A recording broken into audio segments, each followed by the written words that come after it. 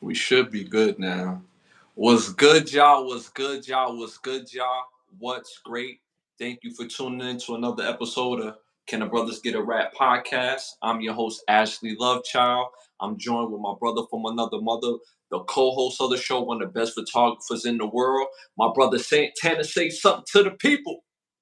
What's good? What's good? What's good? Appreciate y'all for tuning in. Y'all already know another jam-packed episode. As always, we got it live in effect for y'all, and we just want to get right into it. You know what I'm saying? Feel me? Let's hit him with that the crowd chant. Let's hit him with that crowd chant. You know what I'm saying?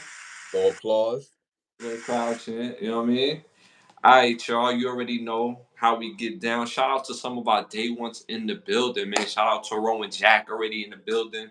LaDonna Marshall in the building. Culture Talk in the building. Shout out to y'all that's already in the building. We appreciate y'all for staying 10 toes down and rocking with us, you know? So let's get it started.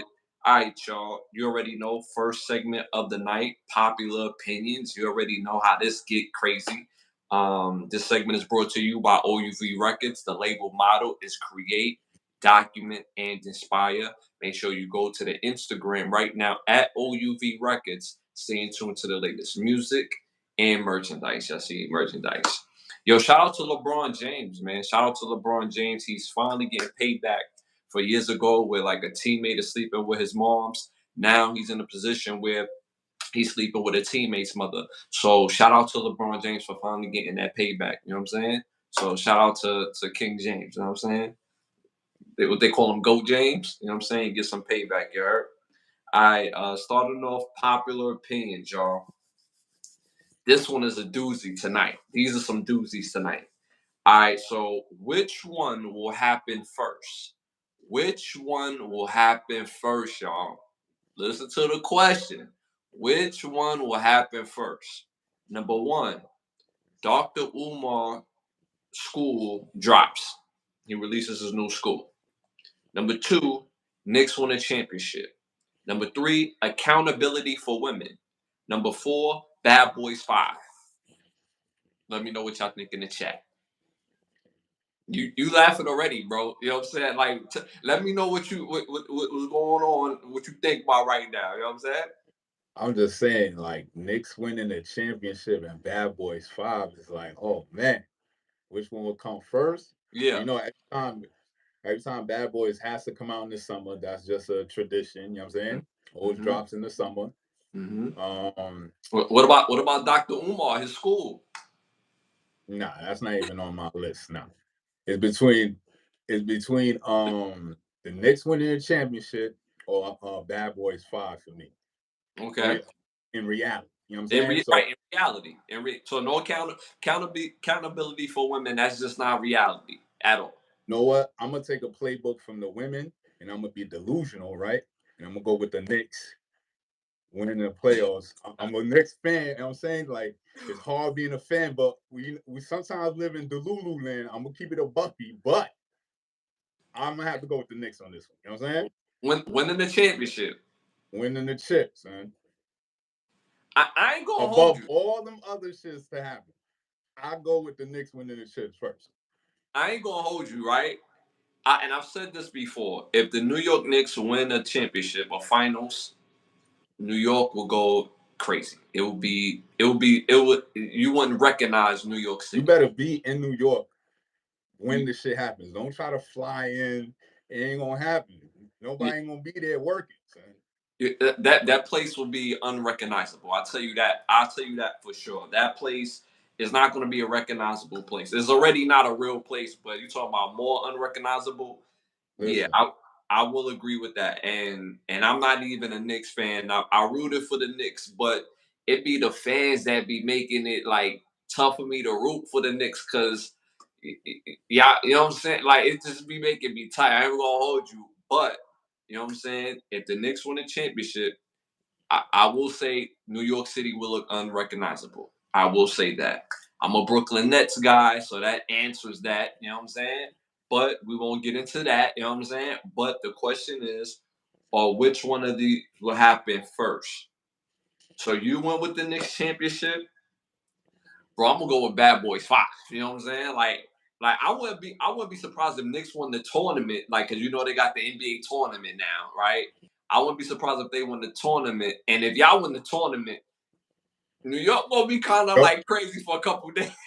Yeah, don't talk to no New Yorkers for a little bit. Don't talk to no New York Knicks fan for a while. Let us just eat. Let's just live with it. You know what I'm saying? And then we're gonna Yeah, get back to reality real quick. You know what I'm saying? yeah, yeah. That's a fact. That's a fact. All right, so I'm gonna go with Bad Boys 5. I think Bad Boys 5 is gonna happen the most soonest out of all of these. Like Dr. Umar School, ever since we have even heard of Dr. Umar, which has been what 10 years at least now, when he was on the Breakfast Club. He's been talking about getting to school. He got the money, the assets for the school, but but he ain't taking no more donations. But he need HVACs, but he need to get it free HVACs. So obviously you don't have all the money, bro. And then when you get the HVACs and there's something else going on, then it's like, when is the school gonna happen? You know what I'm saying? New York Knicks championship,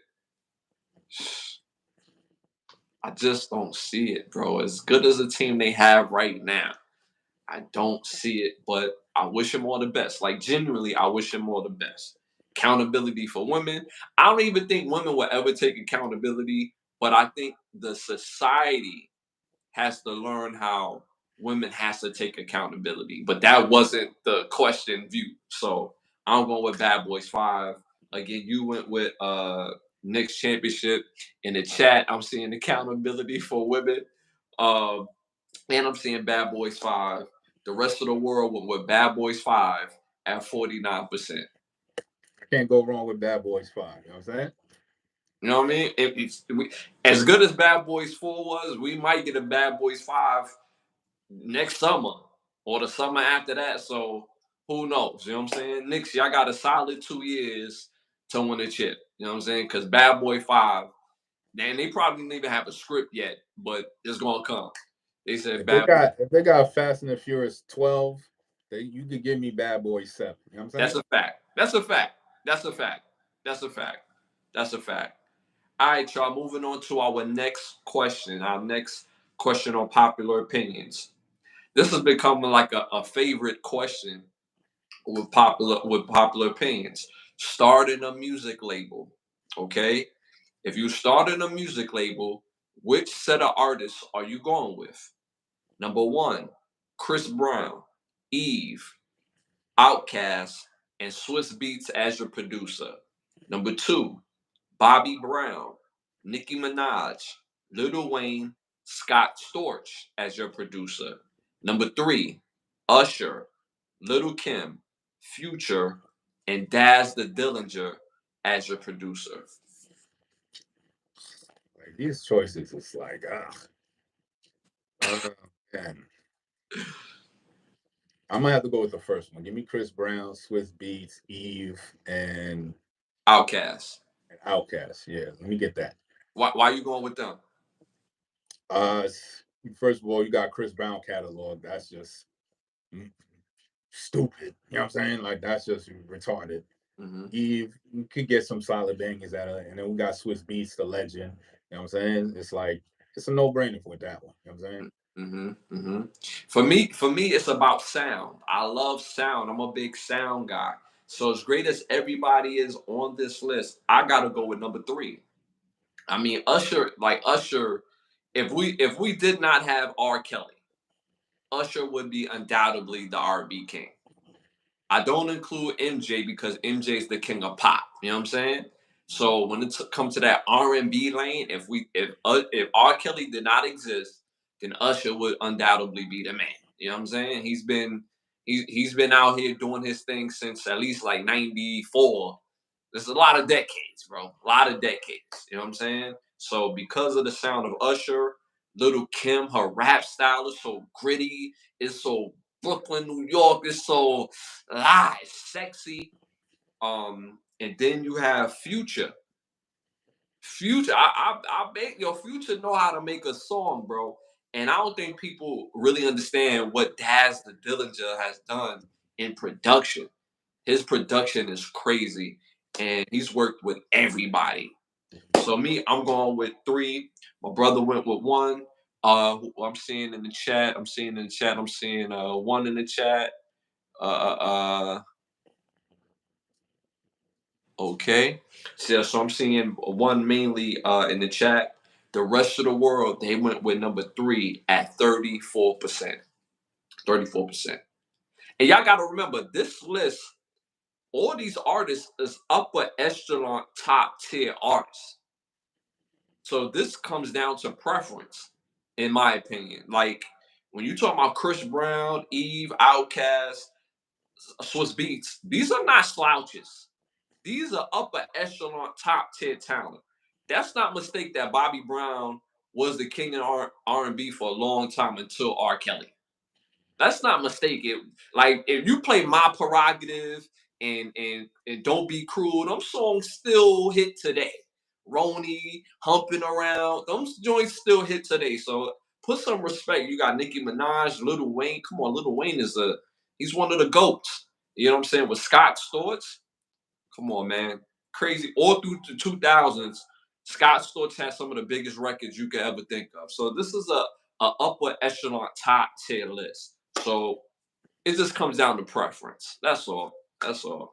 All right, moving on to our next question. This also became a big thing. The last time I asked this question, I did say all time, but I meant to say on this list, right? Because we was missing a couple people on this list that was all time, but I meant to say on the list, not all time. So this question is all time, okay? Best NBA passer in the game, all time, all healthy, all in their prime. Number one, Jason Kidd. Number 2, John Stockton. Number 3, Magic Johnson. Number 4, Nikola Jokic. Best passer all time. Damn. Jason Kidd. Mm-hmm. Jason Kidd, John Stockton, Magic Johnson, and Nikola Jokic. All time. Best all time in game passer. They saying MJ in the chat. MJ was a good passer, but he's not all time best in game, but a Yeah. very underrated passer. Mm, Damn, I'm gonna have to probably go with Stockton on that one. So, I mean, all-time passer Mm-hmm. In the game. in game. Yeah, John Stockton, because he was known for that. You know what I'm saying? So Yeah, yeah, yeah. Yeah, all right, so cool. My brother went with John Stockton. I'm seeing John Stockton on Magic in the chat. I'm a big fan of Jason Kidd. The way he like Jason Kidd used to make regular guys look like all-star guys. And I said it last time we were talking about, and this is no disrespect. These guys were good, but like Keith Van Horn was a good player, but he made him look like special at times, bro. Kerry mhm. Kittles was a beast in college, but it never quite clicked because of the injuries. But when he played, he made Kerry Kittles look. You know what I'm saying? Like what's the other dude from Arizona that he's an anchor now with the ball head, Richard Jefferson. I mean, Kenyon Martin. Kenyon Martin was always a solid player. He was even better in college. He was a scorer in college, but he had an injury. He had to change his game up. But he was somebody you had to cover on offense. And a long list of guys on Phoenix and other teams. But I'm gonna go with Magic Johnson, man, the king of the hee hee, where he hit you with the hee Yo, hee. He say come down shaking and making and go you ready? That pass is coming. You know what I'm saying? hee hee. So I'm going with Magic Johnson, best in-game all-time passer ever in the NBA. I'm seeing, like I said, I saw John Stockton, MJ in the chat as well.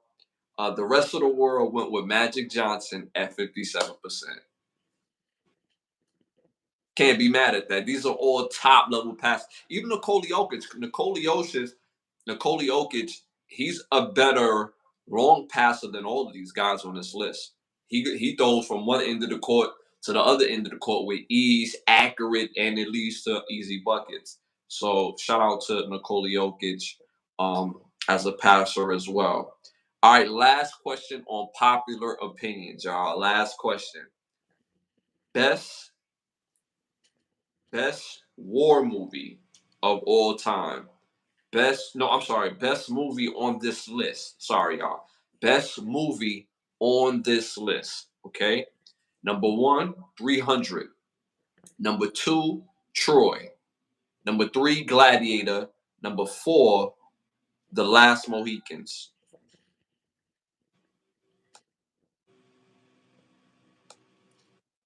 I might have to go with 300. There's too many quotables on 300. Um, yeah, 300.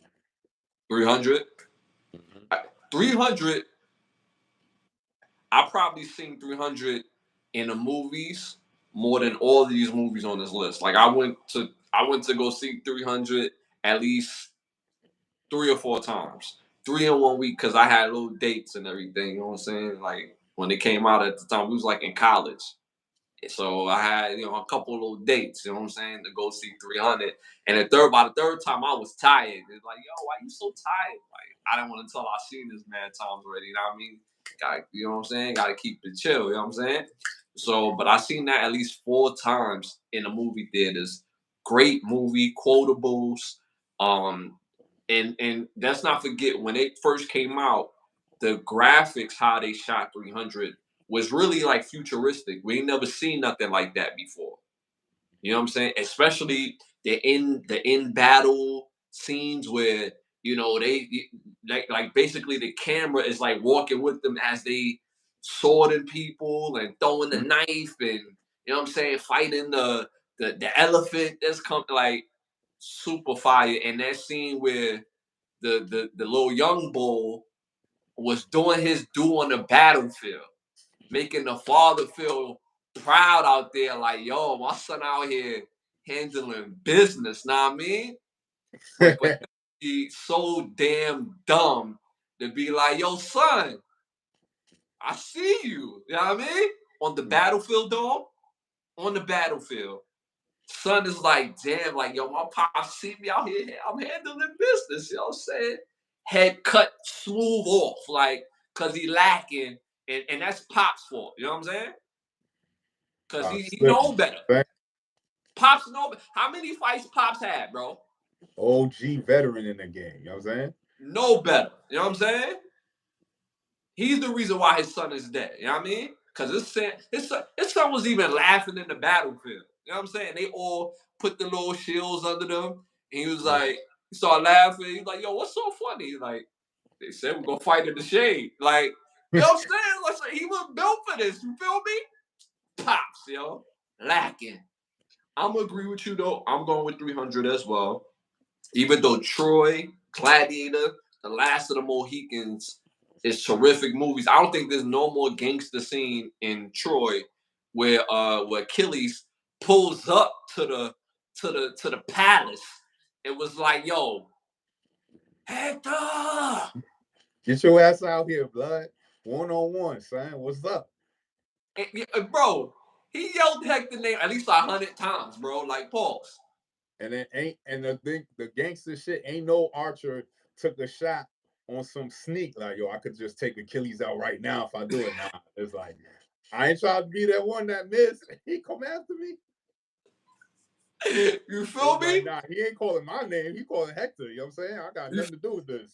You feel me? Like, yo, in Troy, when he pulled up, and I have the cojones, you know what I'm saying? I'm gonna take it to my Latino brothers, you know what I'm saying? The cojones to call this man out. And then mind you, Hector wasn't you know what I'm saying? No little, you know what I'm saying? Little sweet tart pause. Hector was that dude. Like, Hector name ring bells. When most people say Hector name, most men pause in a battle atmosphere. It's like, whoa.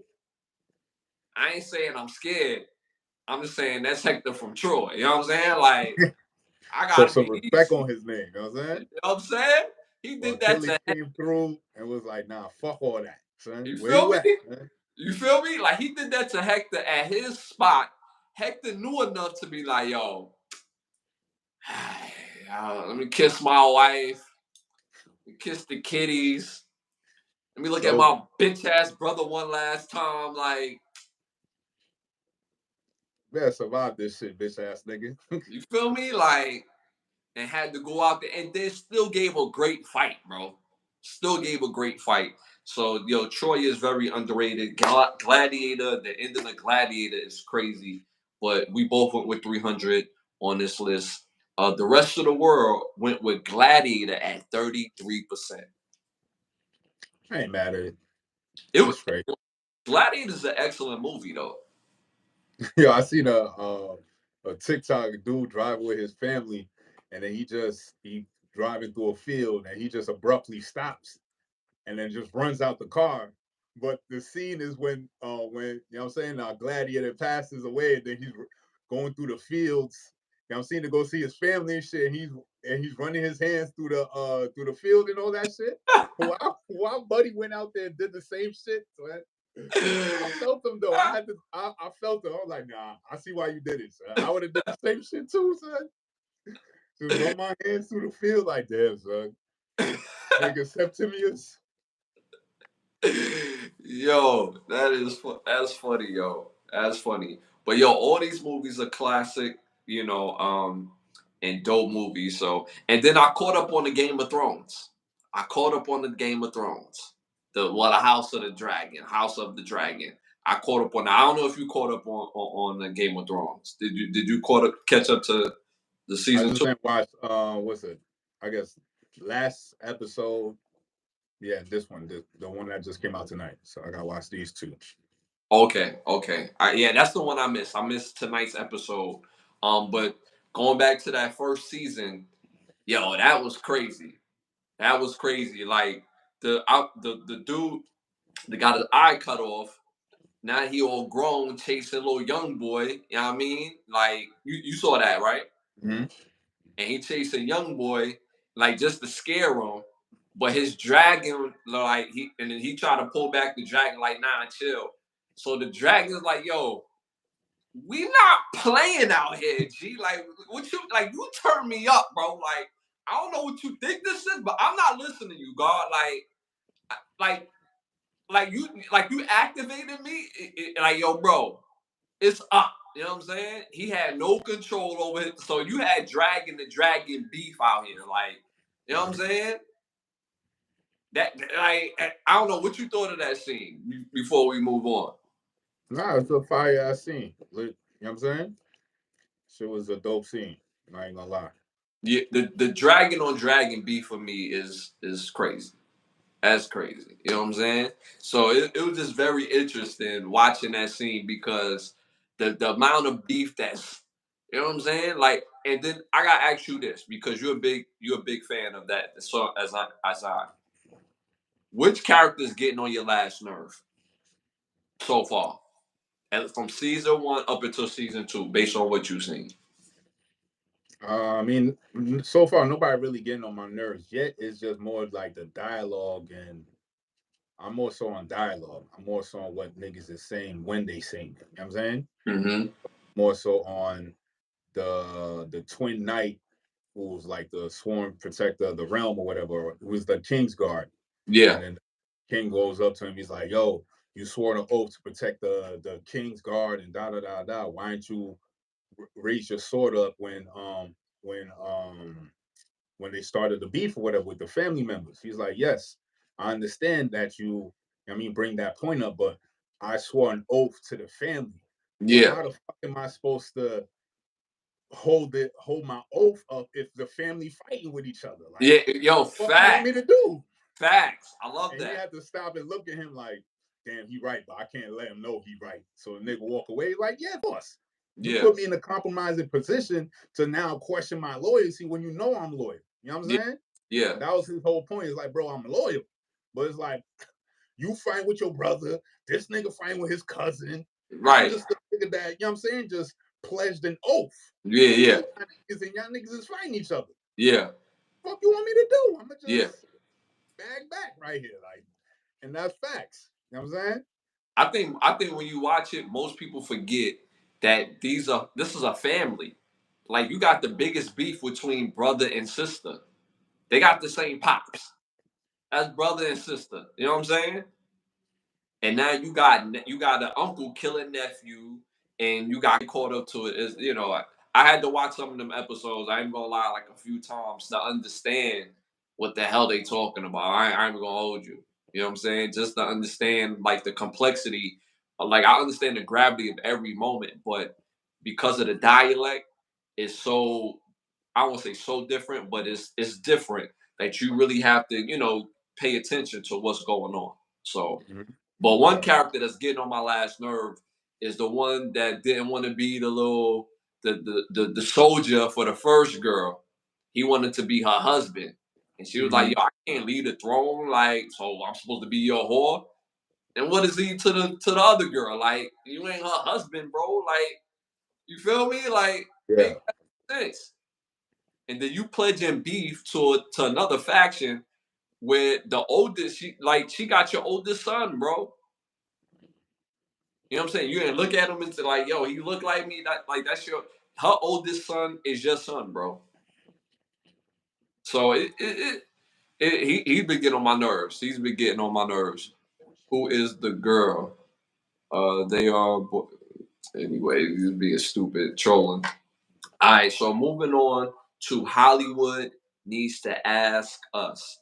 Hollywood needs to ask us. You want to start this off first? Definitely. Hollywood needs to make a movie on the Purple Gang. Definitely need to see a movie on the Purple Gang. They were Detroit's most notorious organized crime gang in the 1920s and 30s. They were predominantly Jewish. You know what I'm saying? And just around the Prohibition era, right? So we talking about Al Capone. We talk about Mm-hmm. Lucky Luciano, the Commission, the five families of New York, the five mafia families, and when they created the commission, it was basically like, yo, you couldn't, if we all mafia niggas, you can't, if you assassinate me, you can't do it within the mafia. So you have to Right. call outside help. And the Purple Gang was the gang that they called to get shit done. And when I mean these niggas got shit done, they were the top upper echelon goons of all goons. I'm talking about three when prohibition ended. It was like 50% of the niggas running the shit were Jewish. And majority of them were dealing with when the Purple Gang. So yeah, I want to see a movie about that. So pretty much you want out of town shooters. You don't want Out of in town shooter, shooters, no but in town in-town shooter, problems. because we're gonna get in town problems. We're gonna in town police. We don't want that. So we gotta call it out of town hitters. You know what I'm saying? Because this is bigger than Nino Brown. You know what I'm saying? Way If I bigger. go down, I'm taking everybody with me. You know what I'm saying? Like, You know, the educated brother from uptown. You know what I'm saying? you know what I'm saying? Like, if they threaten to kill my mother, who Who's they? they? They, Miss Hawkins. Who's they? Look at him sitting right there. Kareem Akbar. The There, educated there brother. go the brother right there, pointing him out and all that. You know what I'm saying? Yo, dude Dealing said, with the Purple hey, Gang, Buddy wouldn't even have made it to court. You know what I'm saying? Because there was true, like, pure, unadulterated hitters. You know what I'm saying? mhm, They were even the responsible. If you, I don't know if you know, I love mafia lore, but they were responsible for the Valentine's Day massacre. mhm. Saying it was a hit during Valentine's Day. At least like 13 bodies. You know what I'm saying? Yeah, yeah, Gunned out. You know what I'm saying? yeah. Got crazy. Got crazy. Hmm. So yeah, the Purple Gang definitely would be lit. Okay, okay. That'll be interesting to learn the characters of that. Hollywood need to ask us. I want to see a Den of Thieves Part Two. I want to see a part two to as the lead character, and then some new blood with mixed with some established characters. I would like to see him. Pause. The guy that played Dre and in Power. Um, who else I would like to see in that? Um, the kid from Dre from Power. I can't remember his name at the moment, but he also sings as well. I think you know what I'm talking about. He played Dre in Power. Oh yeah, I know what you're talking about. Rotimi. Rotimi. There you go, Rotimi. So I would like to see him, and I will also like to see if Coco Jones could give a gangster role like a tribe, because when I think of like New Jack City, automatically you think of Vanessa Williams that played Keisha. You know what I'm saying? Um, well, the other Vanessa Williams, because two Vanessa Williams, so she's the other Vanessa Williams. So when I think of that role, I wonder if Coco Jones could pull something off like that and be in that type of movie. So I would love to see something like that. So for me, I would like to see A Den of Thieves Part Two. So all right, y'all. Make sure y'all go to that patreon.com. Can the Brothers Get a Rap podcast? Again, patreon.com. Can the Brothers Get a Rap podcast? Make sure you tap in for exclusive merch. So check it out right now. All right, moving on to our next segment, our must see segment, one of our favorite segments of the show. Must see movies, must see film, must hear albums, and must see show. So we got 3 must see movies, 3 must hear albums, and a must see classic show. You want to start this off? All right. Chat, you already know how I do. I always got a theme. It never fails. So my theme for this 3 movies is when evil wins. Whether it's the bad guy, where it's evil personified, the good guy loses and the bad guy wins, right? So first movie on the list is Valkyrie. Came out in 2008, stars Tom Cruise, Bill Nighy, uh, Eddie Izzard, Kenneth Barnra, Carrie Van Hoyten, Thomas Crescentman, Iman Wilkinson, Terrence Stamp, Kevin McNally, Tom Hollander, and Christian Burkle. It's about a failed assassination attempt during World War II, and you gotta watch the movie to see how this shit happens. Fire movie. Definitely gotta watch that. It's a dope movie right there. Next on the list is a classic of mine. It's called Seven. Came out in 1995. Stars Brad Pitt, Morgan Freeman, Kevin Spacey, Gwyneth Paltrow, Andrew Kevin Walker, Peter Crombie, R. Lee Emery, John C. McGinley, Leland Osler, Reg E. Cathy, Michael Reed McKay, and Michael Massey. It's about two cops who chasing the serial killer who has an affinity to kill people under the 7 deadly sins, and you gotta watch the rest of the movie, see how it plays out. Fire movie right there, definitely a classic. And my last on my list is a very underrated film, but it's very, very dope. It's called Arlington Road.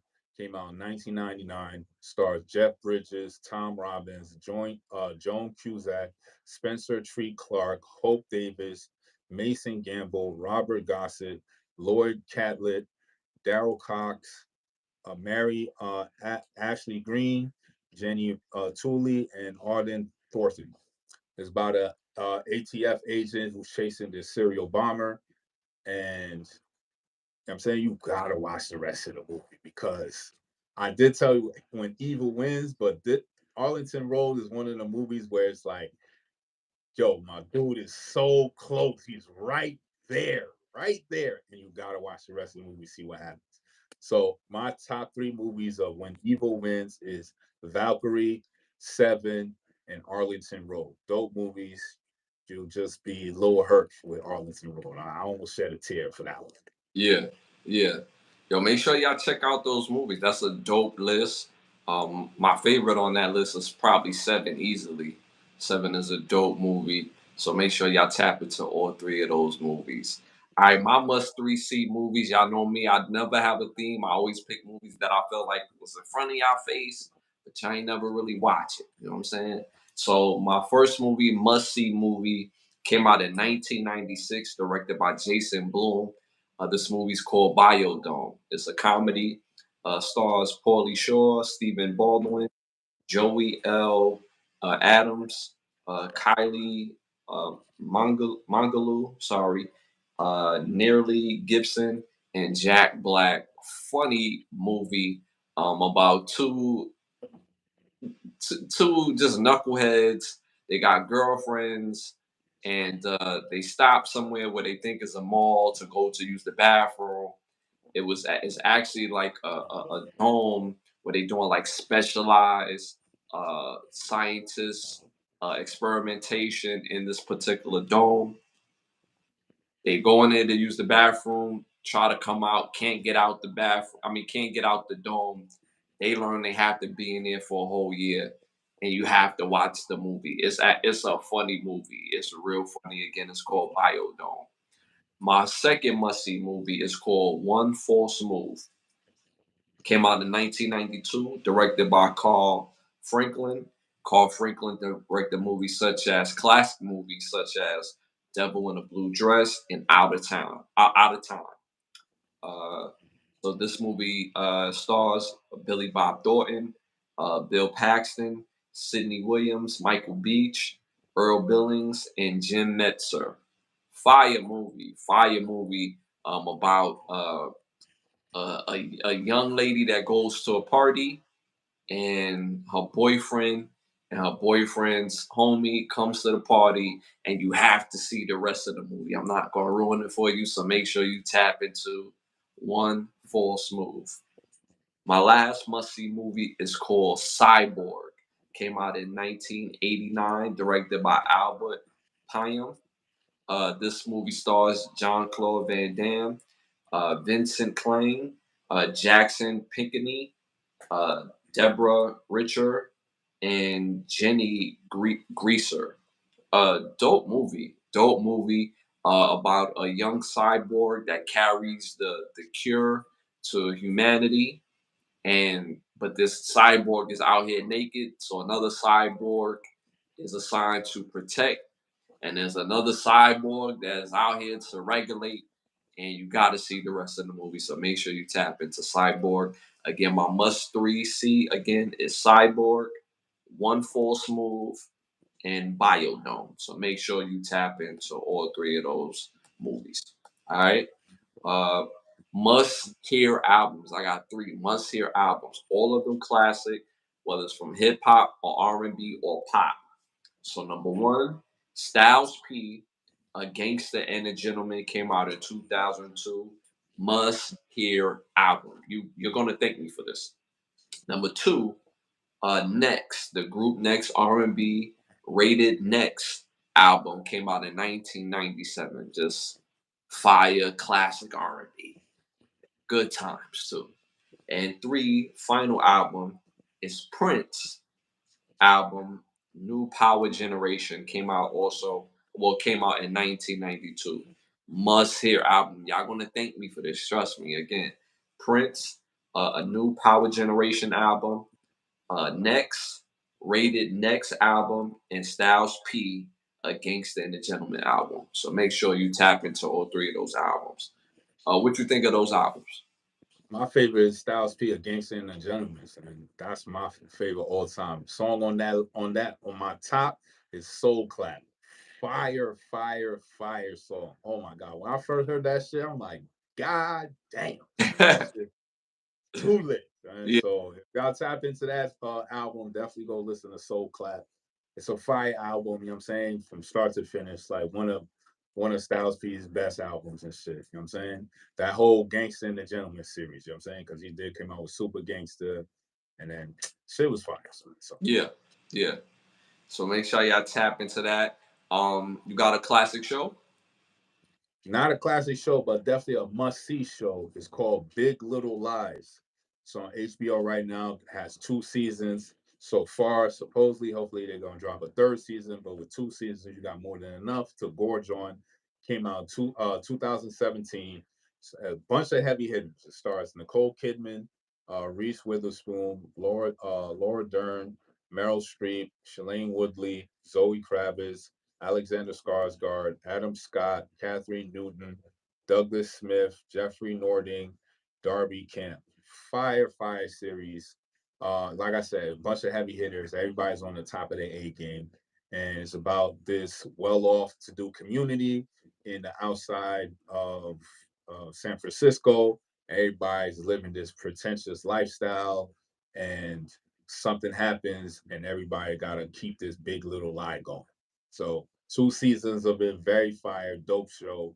Again, it's on HBO. You can check it out, and like I said, got 2 seasons, and you'll like it. You know what I'm saying? Hmm. So make sure y'all tap into that show. my classic show is not a classic either, but it's a must see in my opinion. The Black Hamptons. Y'all know I hate that word, but the Black Hamptons came out in 2022. 2 seasons so far. Carl Weber is attached to this, so he's great with ensemble cast like this.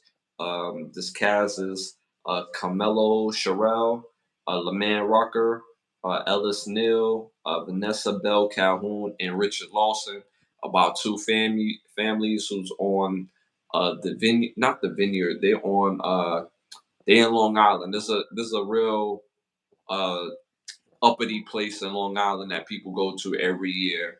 I can't remember. I know the name when I hear it, but I can't remember the name right now.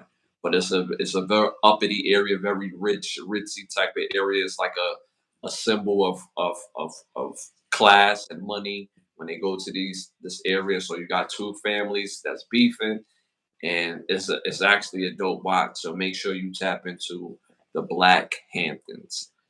You got Cologne for us? Oh, well, I wrote that down. Definitely got cologne for y'all. Got you some smell goods. If you look good, you feel good. You smell good, you're gonna do good. So the fragrance today is what is it? What is it at? I didn't write it down. I did write it down somewhere. Where is it at? Oh, my fault. It's Burberry. All right, the fragrance, the scent is London for Men. Can't go wrong. You know what I'm saying? Burberry's a dope brand, and London is definitely a strong masculine scent. So, you know what I'm saying? You can't go wrong with that. Very good for evening wear and when you're about to step out at night. So, definitely fuck with Burberry, and the fragrance is called London. Dope. Make sure y'all tap into that London, y'all. They want to know if it's sweet or musk. Musk. That manly machismo smell, you Oh, heard? that. You know what I'm saying? Get the people going. You know what I'm saying? That oak, get the oak smell. You know what I'm saying? You know, All right, y'all. like Y'all like coming like in. supple leather. You know what I'm saying? You ever rub your leather?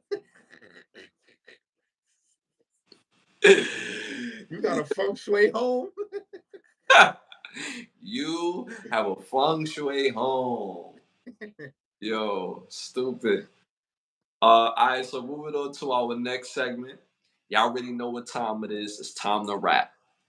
All right, y'all. This segment is brought to you by Button Snaps, where you get classic movies, shows, original content, documentaries for your viewing pleasure of $4.99. Again, that's Button Snaps. First hot topic of the night.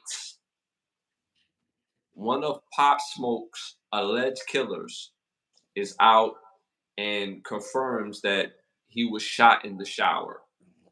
And he released this information online. What do you think about that? Wait, that he got shot while he was in the shower? That Pop Smoke was shot while he was in the shower. Oh, that he revealed that. Yes. Mhm. I mean, uh, it's an ugly situation, but that's the that's California law. You know what I'm saying? If you do a crime as a juvenile, you go to juvenile detention and then you out after that. You know what I'm saying? Which is crazy because he committed a murder, Hmm. supposedly, right? He was the shooter, right? Hmm. But it's not like New York where they keep you locked up until you 18 and then try you. You know what I'm Right. saying? As an adult. So it's different. So I mean, it's a world where clout is the new currency. So he's trying to get clout off his name. You know what I'm saying? And I just get a lot of consequences and repercussions to that, but it's the nature and the severity of the age group that he's in. You know what I'm saying? Mhm. So it's like, what else was you think he was gonna do? He's gonna go find a job? You know what I'm saying? Like, nah. So he's on podcast and not trying to rob somebody else. Mhm. But we already seen what that happened. You know what I'm saying? So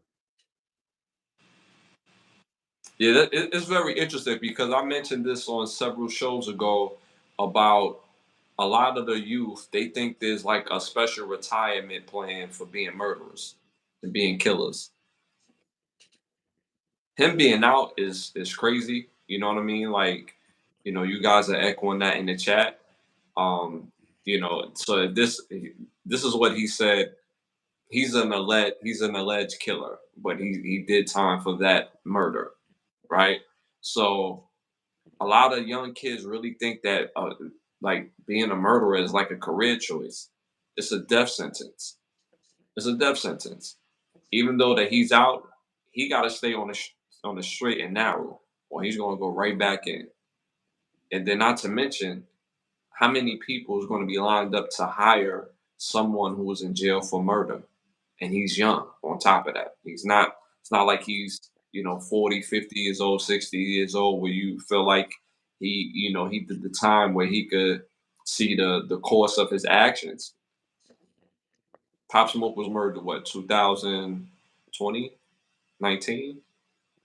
I'm probably mistaken by the year, but it wasn't too long ago. Is the point I'm making.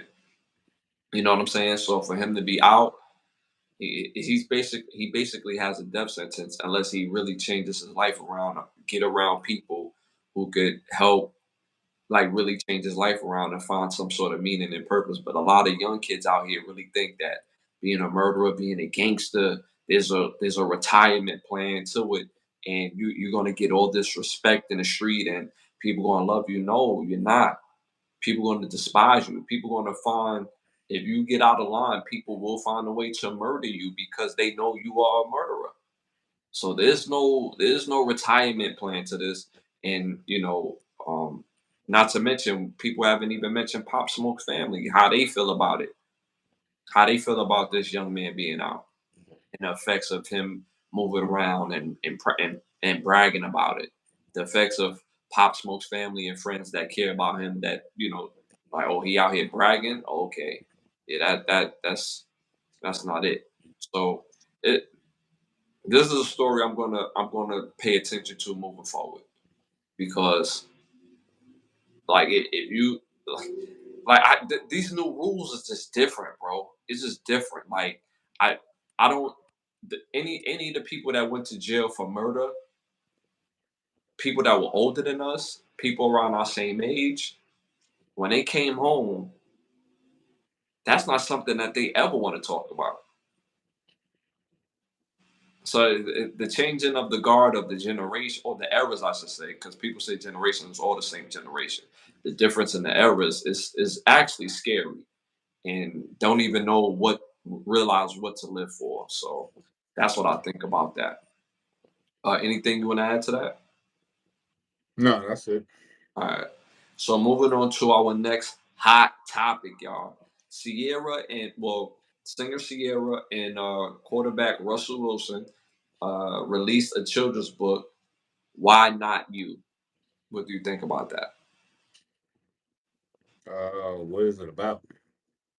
It was a children's book, so it's about encouragement, uh, self-esteem building type of book. Mm, nah, I pass. I'd rather somebody with a psychology degree, child psychology. You know what I'm saying? That's really, what I'm saying?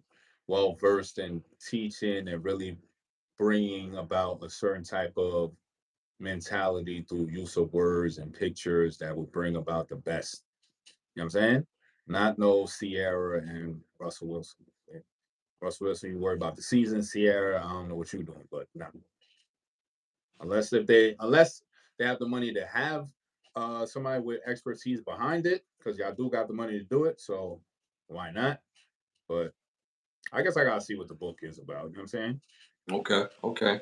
Well, me personally, I could jack it. I could jack it because to be an artist and to be an athlete, uh, a book, why not you? I mean, it's about learning how to deal with adversity, learning how to deal with confidence.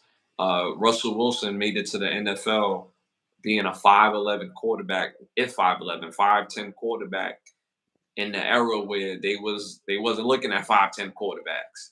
So, that type of adversity and that type of like, yo, I know I'm not the tallest, I'm not the prototype, but yo, I could still be an asset. Sierra, she's a female artist, and you know how industry deals with female artists who are sexualized and all that. So I feel like they have something that they could offer from a perspective of adversity and being a kid that wasn't like, you know, supposed to be the one and ended up being the one. So I could jack it. I'm not making no assumptions that they hired someone to write the book for them or anything like that, but I feel like they have something to share with the game when it comes to the fact of adversity. So all right, moving on to our next hot topic. All right, Bronny James, Lakers Bronny James. That's crazy to say now. LA Lakers Bronny James, they assigned him a number. They assigned him with the number 9 number, the classic number 9 number. And guess who co-signs it and approves? Legendary Laker great Nick Van Axel approves of Bronny James wearing his number 9 on the Lakers. What do you think about that? I mean, that's what's up. That's dope. It's lit. Getting a nice cosign from a legend. You know what I'm saying? Yeah, yeah. I'm I'm excited. See, what people don't realize, like I had people on my Instagram was like, "Oh, Bronny's trash." Uh, I'm surprised that you thought he would go somewhere in the late first round. And I'm like, "Yo, y'all don't even realize after pick 23, the his agent had to field calls from teams and told them not to draft him because they trying to align him to go to the Lakers. There's a bigger storyline on just talent. Not to mention he is a top talent. He may not be a top scorer, but he's still a top talent. At the combine, he jumped higher than everybody else. He's only 6'1". He jumped higher than everybody else up what they call that by pound or by height. Pound for pound, he jumped higher than everybody else. He shot better than everybody else. He got speed. He can play basketball. And the talent gap from him to somebody that we don't know. So if they didn't draft Bronny, who else were the Lakers going to draft that was going to make them a playoff contending team that we don't know? So like y'all, like if you got ridiculous comments about sports, I'm not even going to reply. But I'm just addressing like, yo, let this young man get a chance to do his thing. He's not a scorer. He's not. Don't expect him to go out there drop 30. He's a facilitator. He's a defender. He can make open jump shots. That's a lot of guys in the league have to do that. A lot of guys in the league have to do that. Everybody in the league is not dropping 30. So cut that out with the unfair comparisons, y'all. But shout out to that. I love the fact that he co-signed that he could wear the number 9. That's dope. Next hot topic. Shout out to my brother Biggs in the building. Shout out to Biggs. Next hot topic. LeBron James opts out of his $51 million contract. What do you think about that? Guys, free up some cap space. You know what I'm saying? And I mean, it makes sense. You're gonna get a lot of endorsement money. You could take a pay cut. You know what I'm saying? It's not really hurting you and shit too much, and it makes sense to I guess benefit the whole team to get more players down the line. You know what I'm saying? So But ain't when really hurt. when you say down the line, it's not like LeBron is playing like 7 more years, bro. I mean, down the line of the season, when the season is when we in the midpoint, when the All-Star break comes, it's when another deadline come in where you can get some other acquire other acquisitions. You know what I'm saying, to push for the playoffs. hmm I mean, if you was LeBron James, are you leaving 51 million on the table? If I Despite, if I already despite made a Billy, and then if I'm looking at the bigger picture, yeah, what's other 52 million gonna do for a nigga that's a billionaire? You know what I'm 50, saying? that's 52 more million, bro. Like that ain't chicken feed. 52 million to you take down, that's gonna make you 100 million. You know what I'm saying? So it's looking at the bigger picture, whatever that may be. But if you're turning down 52 million, must be a reason. You know what I'm saying? Because you got to a billion, so you know what you're doing. And So losing money is losing money. You know what I'm saying? It's so interesting that in sports, like taking pay cuts is like yo a thing. Like yo, if you take this pay cut, then da da da da da. Like to keep it a buck with you, Braun been taking pay cuts throughout his career. Like it spanned out 4 times. It's spanned out 4 times. But the guys that they give the money to did not make the difference. It was LeBron that made the difference. So I just always thought that was interesting. Like you take a pay cut and you'll pay this guy, they'll pay this guy, but this guy will get hurt or this guy will get traded. So it's like, yo, why did I take the pay cut, yo? So you losing money. So for me to stay a billionaire, run me my my $51 million.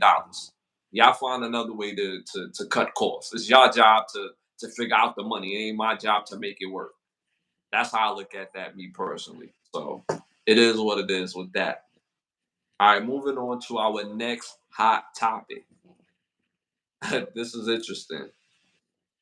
Former Raiders quarterback Jamarcus Russell has been fired from his high school coaching job for allegedly stealing donation money. What do you think about that? Hard the mighty have fallen, you know what I'm saying? It's a low blow for him. Hopefully, he gets some help to really situate whatever he's going through. That's sad to take donation money, but Allegedly. sucks, right?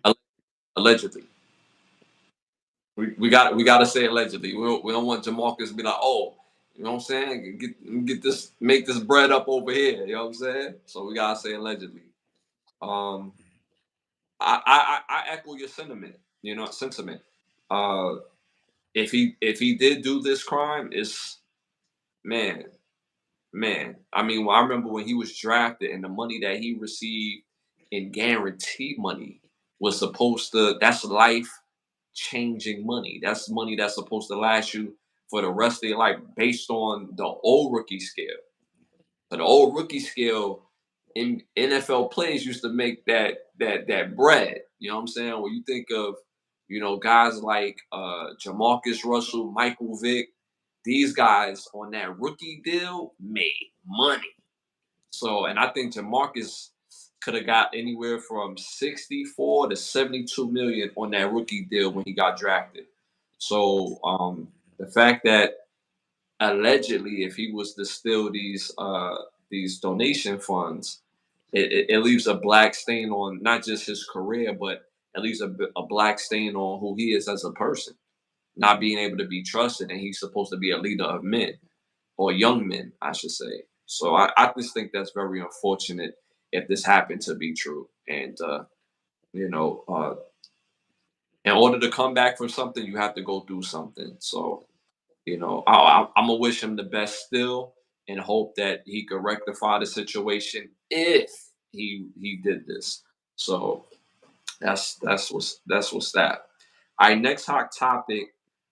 Former housewife Dreyer is suing Jets quarterback Tyrone Taylor for verbally promising to give her a house and changing his mind. What do you think about that? She don't got no case. Where's the She's paperwork? she's suing him. She didn't say this. Like they're in court. I know, but she don't got no paperwork. Where's the paperwork? Where's the contract that says that that was the deal? You know what I'm saying? You can't go to court on a verbal agreement. Any lawyer with a right sense of mind gonna get that shit easily tossed out. Hopefully, Tyrod Taylor got a lawyer that could get it done, but I'm pretty sure he can get that situated because there's no way in hell with some if you had a deal in place like that, you would want that to be in writing, get it both parties there, notarized. So you know what I'm saying? Because people's mind change. A verbal Mhm. agreement is not, especially if you're talking about a house. Like, no, you need something more concrete than just a verbal agreement. It's just another woman trying to finesse a whole house that she didn't work to earn or nothing like that. You taking advantage of somebody that uh um put you in a better position that you were in, and now you wanna, you know what I'm saying? Now you want to try to take a whole leg? Like, yo, chill. So hopefully he has a lawyer that can situate that. My understanding of not having no contract or no legal binding agreement with both parties, you don't have no case. A verbal agreement is not enough. You know what I'm saying? Hmm. It's this is very interesting. I mean, she's suing one guy. She's having another player's baby. She's been linked to several athletes in her past. Man, she out here. She about her business, dog. Um, but different states have different statutes. Like different states have this thing called palimony, where if you have a girlfriend and she's living with you for a certain amount of years, when it's time for her to go, if you put her out, you can't just put her out. And then when you put her out, you have to make sure that she's able to get on her feet. So you can't it can't just be like, so some of these states have something as such as called palimony. So it really depends on the state's laws and practices regarding whether, regardless if the contract was either verbal or verbal or non-verbal, it's still considered a contract. So it really depends on the state or where they filing it. So California is a wild place. They carry different laws. Atlanta carry different laws. Florida carries different laws.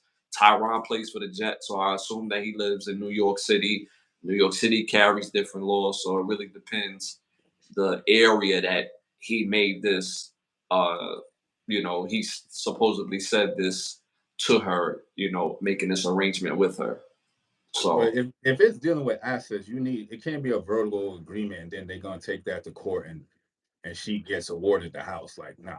With assets, you need way more than just a verbal agreement. A verbal agreement is not gonna hold up in no kind of court, and no, it don't matter what state it is. It's not it gonna does. hold up in no kind of It court. does. It does. It does. Verbal matters in certain states.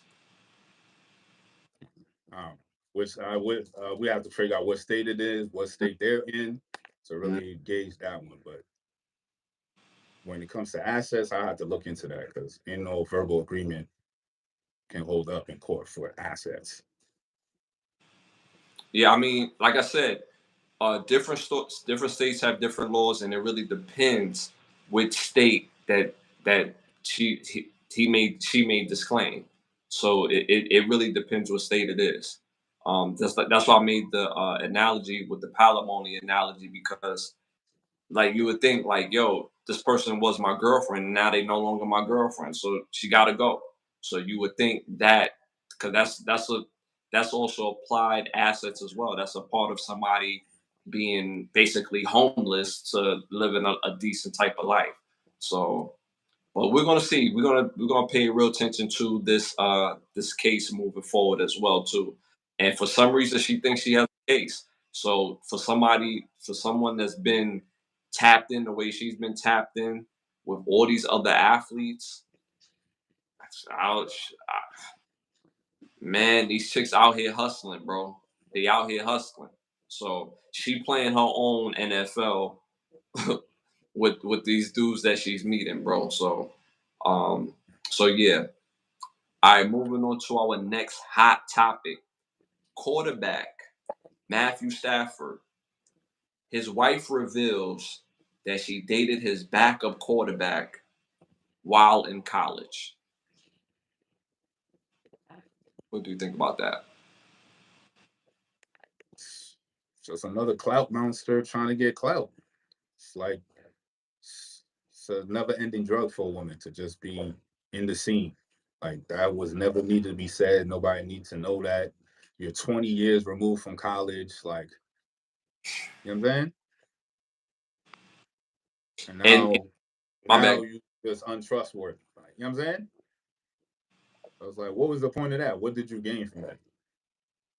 And obviously, she said it on a podcast.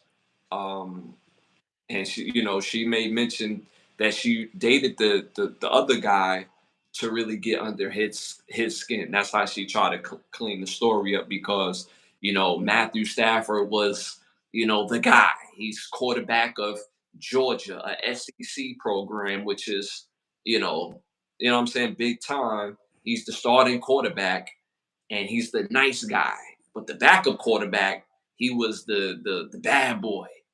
So what she would do, knowing that Matthew Stafford knows her whip, she would go over to the dorm house because we all live together as athletes or as football players. He would see her whip, but she not at his spot.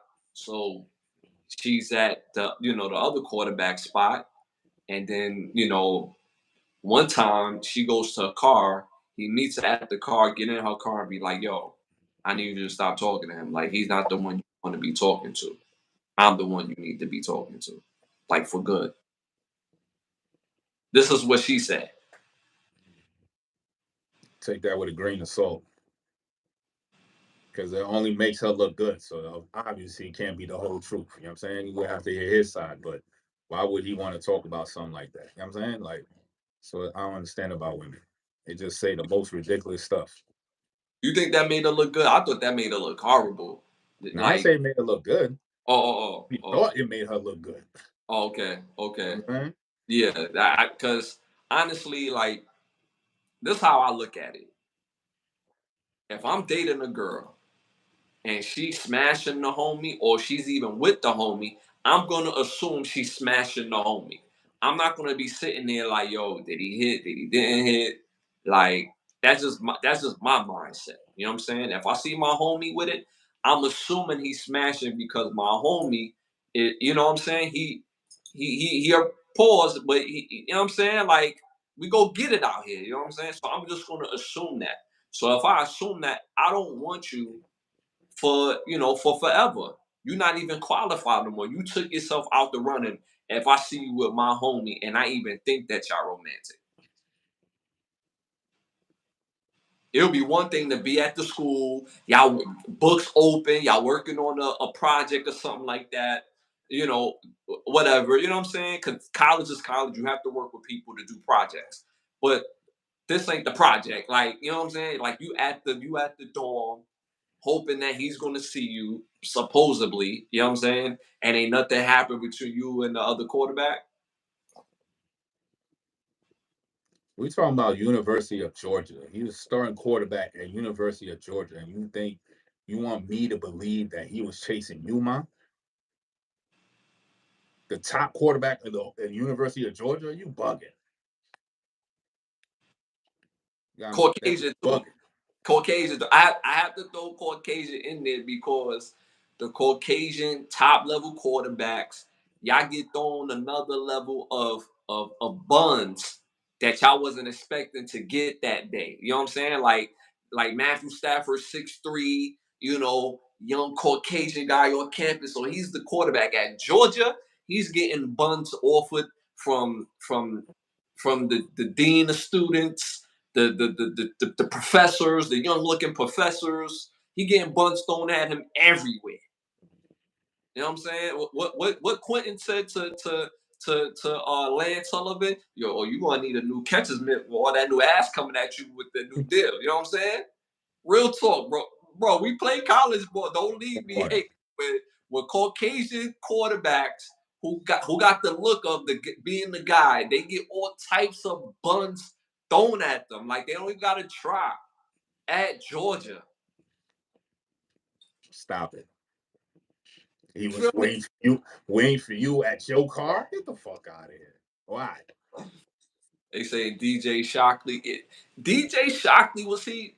See, y'all not understanding. Like melanated quarterbacks get love, but we gotta be nice to get love in college. You see what I'm saying? We gotta get love. But the Caucasian guy can just be the guy. Like, yo, and mind you, most of these guys don't get fresh. They rocking sweatpants, shorts. They jumping off ramps from their room to the front of the quad. They just chilling, you know what I'm saying? But they don't have to try is the point I'm making. So Matthew Stafford was getting all types of buns thrown at him, and he worried about you. All due respect, you know what I'm saying? If that's true, he was completely pimping backwards. That's all I gotta say. That's all I gotta say. All right, so moving on to our next segment. Yo, shout out to Roman Jack. Appreciate you. Appreciate you. I changed my mind. The Knicks will win before the accountability for women. Yo, that's funny. What do you think about what Roman said? Oh yeah, nah, that's a fact. Hop on the Nick Nation, baby. oh, oh, is Nick Nation now? You still say it's Nick Nation? Hey, that was the choice on the list. I picked the Knicks before anything else. We never Uh, gonna get a school from Umar. I don't even know why niggas are playing. You never gonna get accountability from niggas, from women. women? So let's not even try that. Yeah. Shit. We definitely gonna get a Bad Boys 5.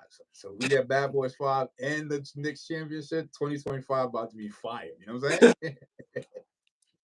About to be in fuego. You know what I'm saying? Cause I ain't gonna hold you. 2024 been popping when it comes to content. Uh, yeah, content. Yeah, content alone in 2024 has been. You know what I'm saying? Like movie shows. We got college football coming out in less than a month, bro. Oh my god! So 2025, if we get Bad Boy 5, be super lit. All right, moving on to our next hot topic. A UK prison guard got caught on video camera getting her buns clapped, and obviously she's a mother and a wife, and and and she could possibly lose her job. Nothing has come from the video as of yet, but they looking to fire her immediately from that video getting released. What do you think? I don't even know why the news report had to mention that she's a wife and a mother. Obviously, she knew she was a wife and a mother when she walked into that damn into the cell to get her buns clapped. So why are y'all saying that to make it seem like, oh, to try to soften the blow of that she's a whore? You know what I'm saying? Like, what are we talking about here? A wife and a mother. What does that mean? That ain't stop her from doing the horror activity that she did. And to what effect? What did you gain from that? You know what I'm saying? Mm-hmm. You leave women to their own devices, and this is what you get. You get Vivica A. Foxes. You get women like this. You know what I'm And saying? You have the extremes of women. You have the Vivica A. Foxes in their 60s, still trying to look for a man. You got a woman over here who got a wife, who's married and got kids and still giving up the buns. Then you got motherfuckers who's top tier, upper echelon athletes that playing the game in high efficient, high rates for years, still they wife giving it up to them, a sumo wrestler instructor. You know what I'm saying?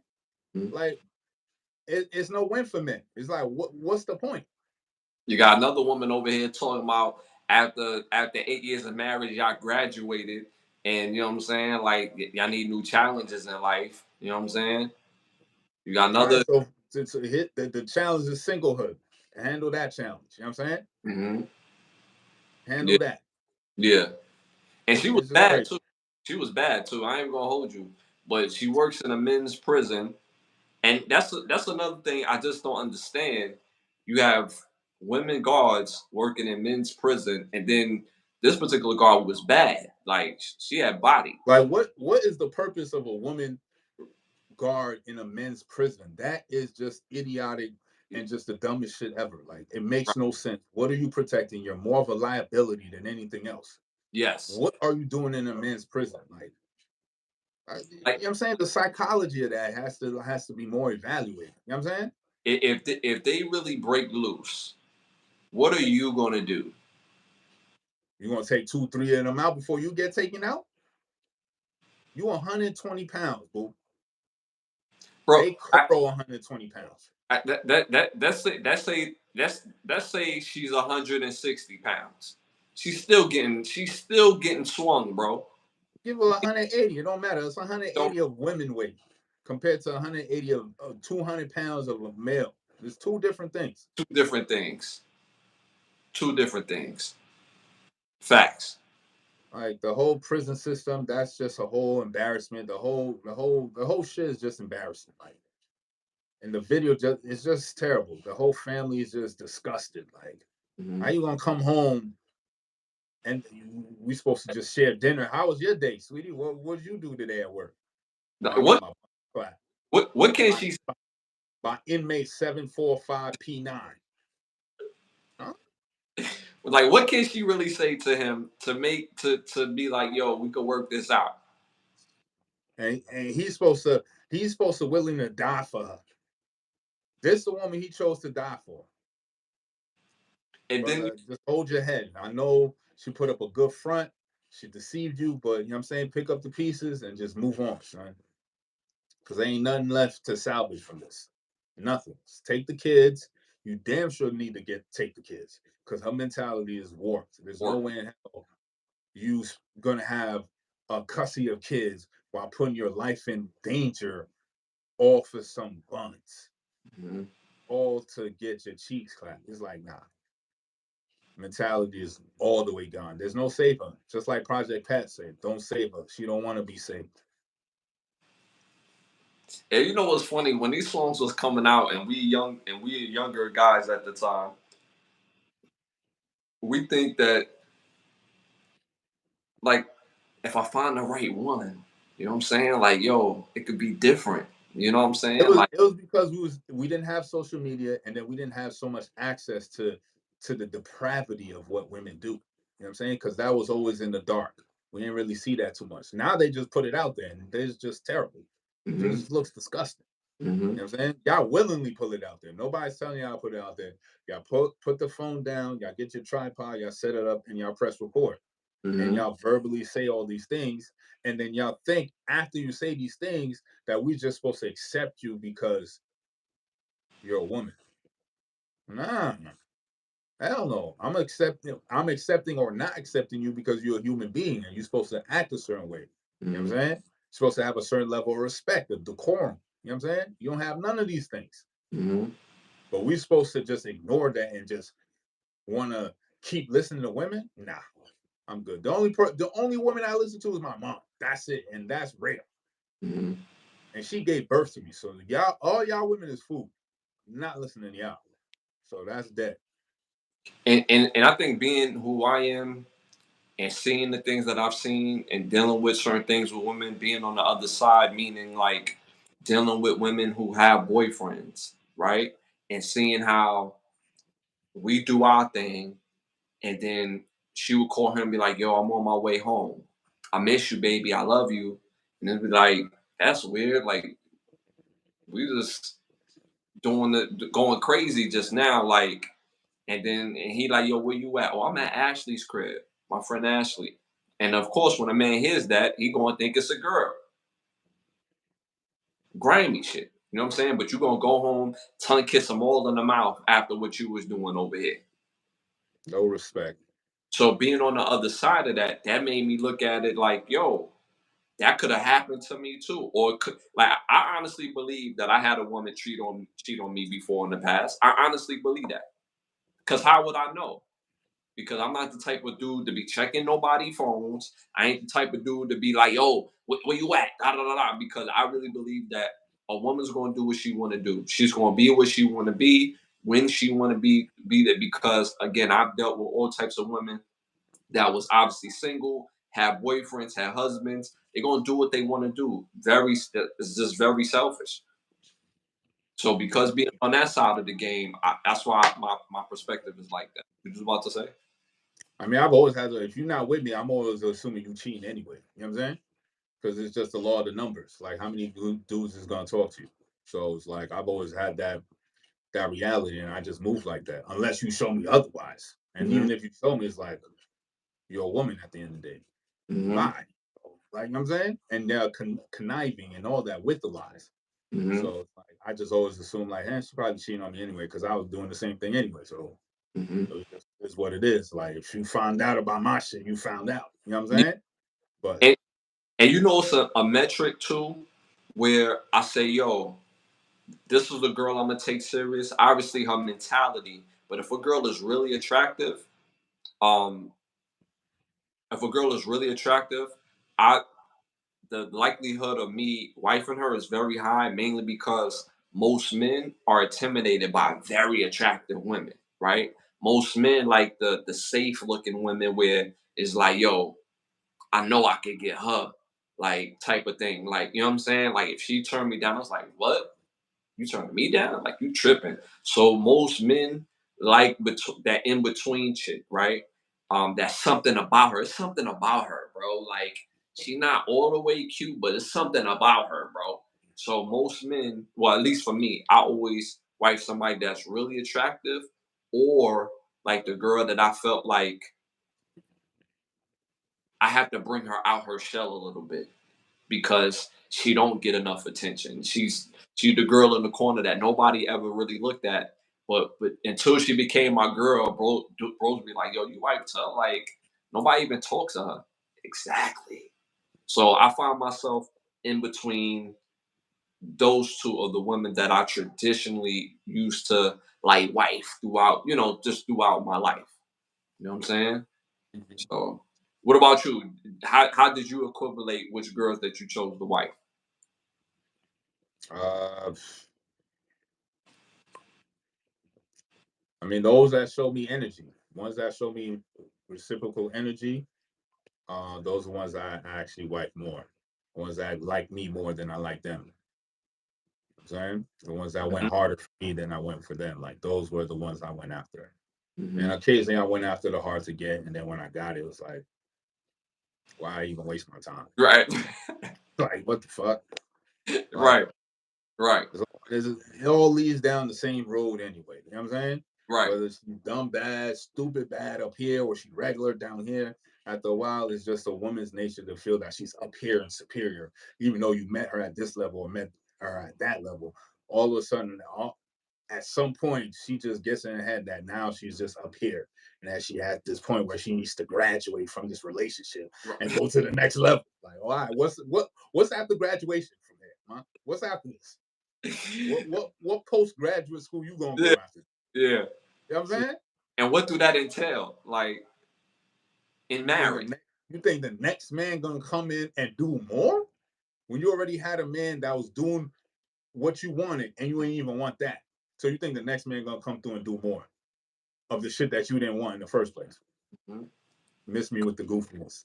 Yeah, crazy.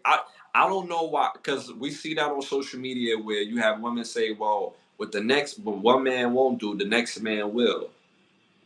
No. It's to the point where it's not there yet, but when no man is doing it, that's when everything's gonna get to the point. It's just these little simps that's still lingering and stuff like that around that got these women still thinking they got a chance. But when no man budges and doesn't agree with nothing y'all got to say, then I'm gonna see how strong y'all are with all this rhetoric of y'all don't need a man. All Hmm. right, because it's not looking good for y'all. You know what I'm saying? Hmm. Hmm. So yeah, very interesting. All right, so moving on to our next hot topic: Tiana Taylor and Armand Shumpert final divorce. They, finally got divorced. Tiana Taylor, she receives four key properties in the divorce that estimated the value over $10 million. Also, Amon Shepard is ordered to pay a one-time seven-figure payment, whether it's 1 million or 9 million. It has to be seven figures. Um, so it's the one time seven figures. He keeps a Miami condo, a compound, another compound house in Georgia, well, compound uh, house in Georgia. He's also ordered to pay 8,000 a month in child support plus 100% of the private school bills for both kids, both daughters. What do you think about that? This is the big and major reason why I look at people, black people who go into law and talk about they're gonna make a difference and all this, that, and the third. And meanwhile, we have our black men getting raped, men period getting raped in fucking in divorce proceedings. Why the fuck is he getting four house? It sounds like the nigga just downgraded to a goddamn apartment, and they talking about some compound. It sounds like the shit ain't even built. What the fuck is a compound? You know what I'm It, saying? It's it, very ambiguous as what the structure really is. You know, is my right, point. right, So right. basically, Buddy just gave her four cribs. He got to live in an apartment, give this bitch $1 million, and pay child support. What type of shit is that? What is the bitch paying? Well, well, What's the purpose of what is the purpose of your career and your money if I still gotta flesh out and still pay for your life? well, let's be fair. Let's be fair. Let's be fair. This could be a payment of either 1 million or nine It's million. So regardless of what the payment is. You got four properties that equal more than that payment is, right, plus child support is eight right, thousand a month. Like, come on. right, Yo, my nigga going, I don't know what he gotta do to stay alive and stay afloat after this. right. But see, that's the point I'm making, right? Whatever seven figure that they talking about is coming. So he has a seven figure check coming, but it's undisclosed what the amount is. That's why they say seven figures. So that's why it won't matter if it's 1 or 9 million. It has to be seven figure. That check that he didn't say exactly what that is, and it's probably some sort of retirement or something with the NBA that he gets every year, something like that, and it's undisclosed, but it's seven figures. She gets that For, on top for of the what? For what? right. Why do you get all of these things? Why? Because you gave birth? Because you're a mother? Like, what? Why? Aren't you a career woman too? This is the part that I don't get when they talk about, oh, we career women, we this, that, and the third. We get our own bag, we get our own money. So why do you need his money? If you get your own bag and your own money, get your own house. Why you need four cribs Hmm. on top of a whole seven-figure check? On top of all the jewelry and all the other shit that's in the crib? On top of child support? Come on, son. I mean, 8,000 a month ain't chicken feet, bro. I'm just saying, like that's with child support. Not to mention the price. He has to pay 100% of the private school tuition. That's What not is she? What is she paying? What that's are you paying? that's not included in the child support.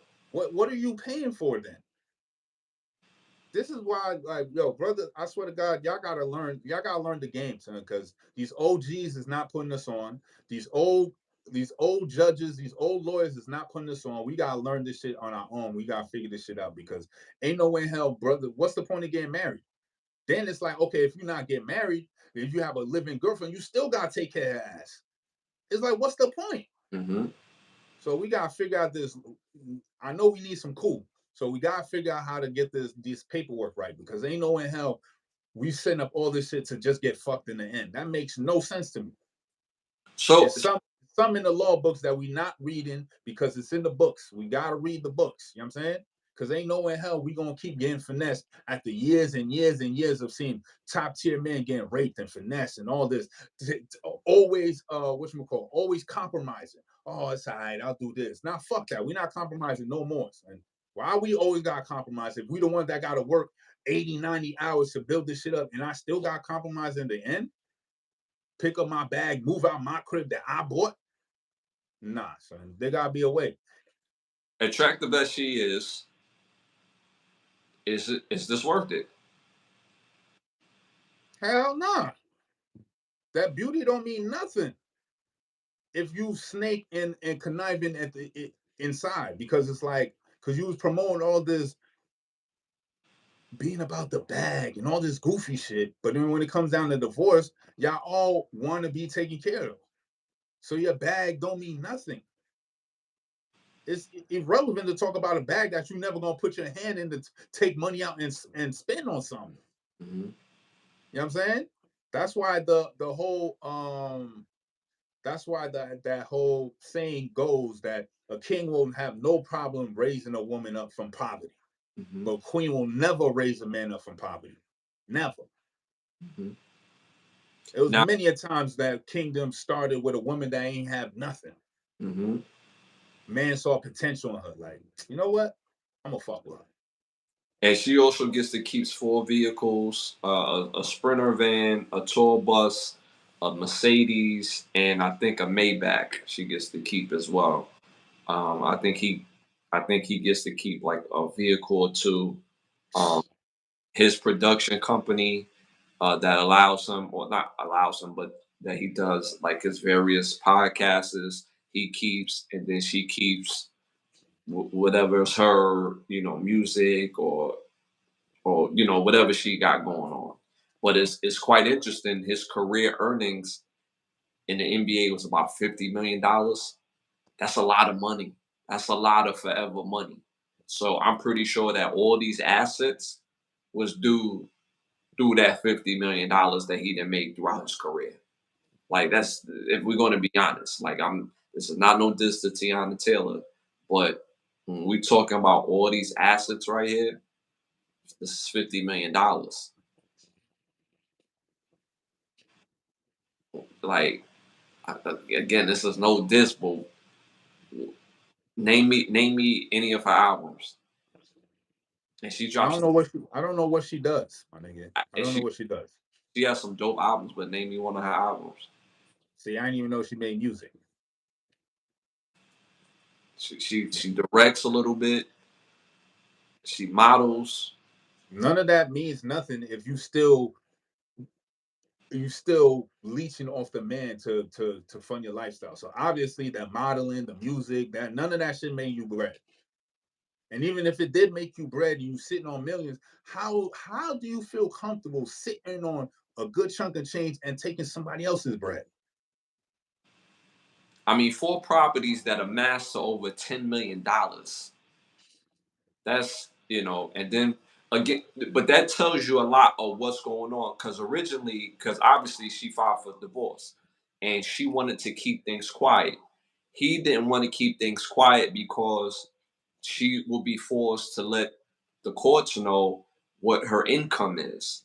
And if now she's forced to let the courts know what her income is, that lowers what he has to, provide month to month, because it's about a combination of raising kids. It's about the total money coming in month to month on what can be the added value to those kids. So that's why he wanted to make things public. If they would have kept things in house, she would have ended up with more. And So, that's the whole game. That's the whole game of the.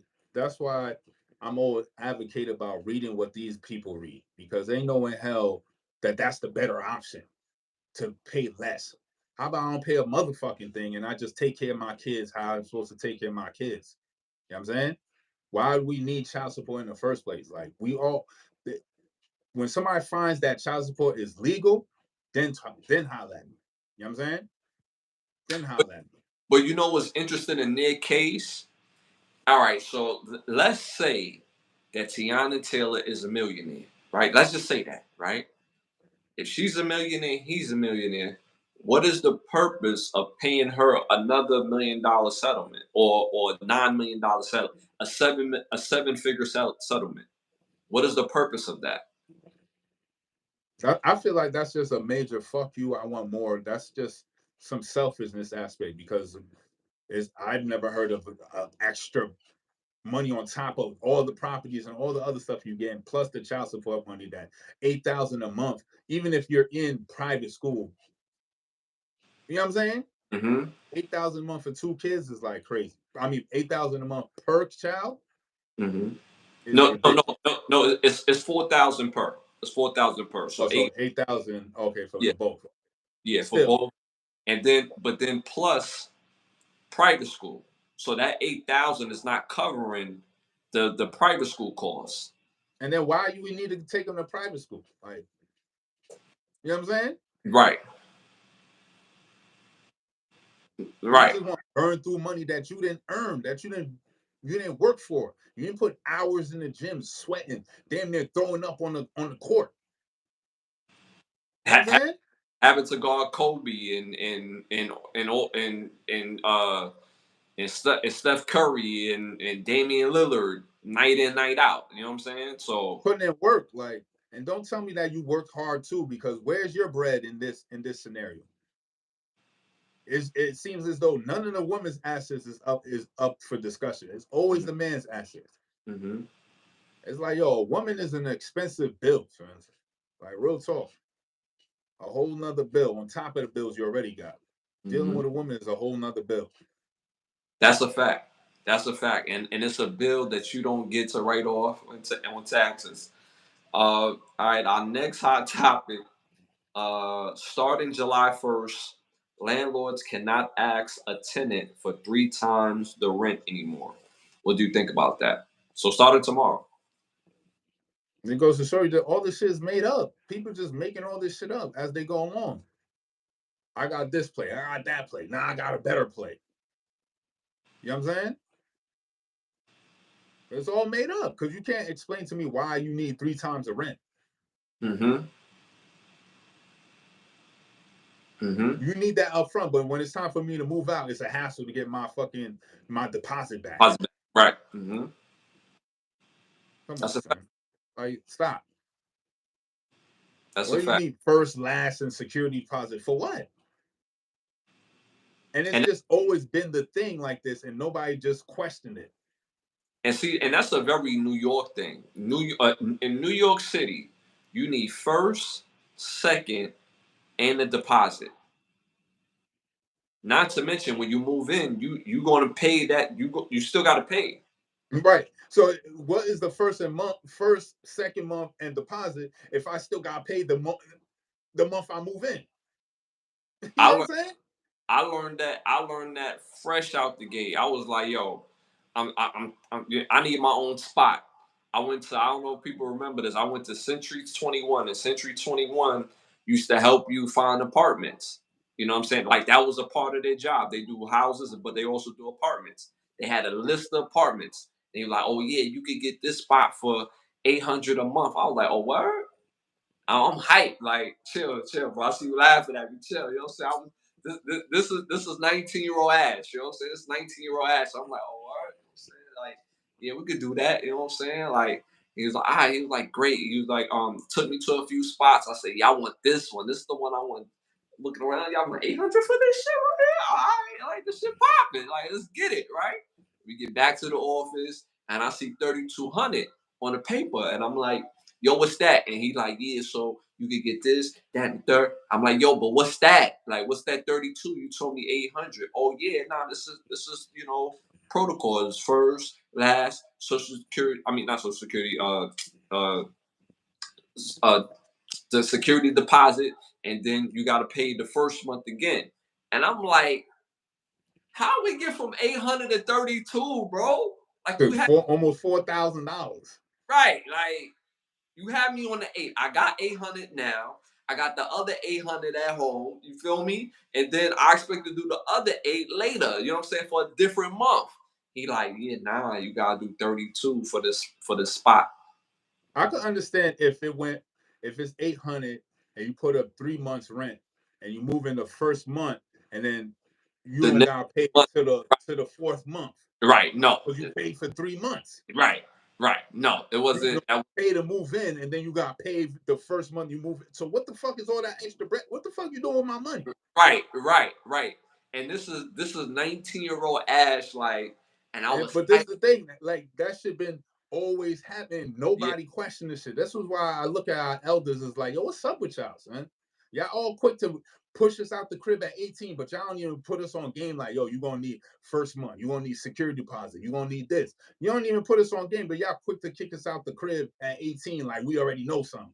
Mm-hmm. But y'all don't even put us on game. Like we go out there with no kind of knowledge and we got to fend for ourselves, and that's ass.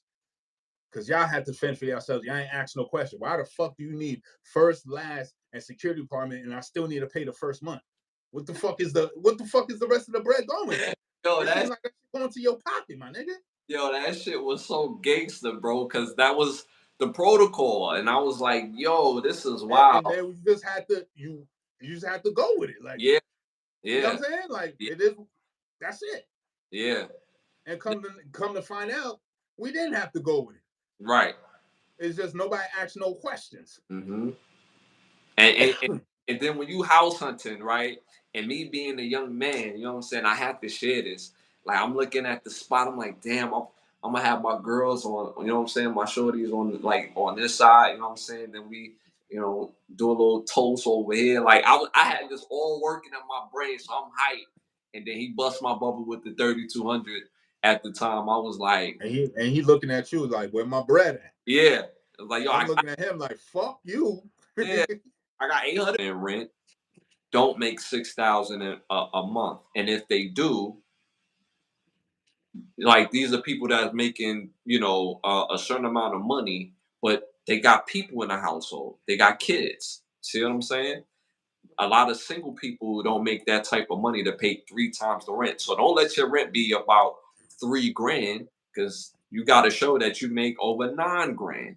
See what I'm saying? If your rent is 2,500, you got to show that you making 7,500 in the rent. So, and this is very real, bro. This was a very real thing, and that was the qualification. So now that's no longer the qualification, which is dope. Which is dope. All right, moving on. Last hot topic of the night. Chris Paul, released from the Golden State Warriors, is now heading to the San Antonio Spurs. So he's the new point guard for the San Antonio Spurs, teaming up with Wimby. What do you think about that? So I'm glad that um that Chris Paul is still able to get a job. You know what I'm saying? That 38 years old, he's still a high value commodity for any team. So that's a good look.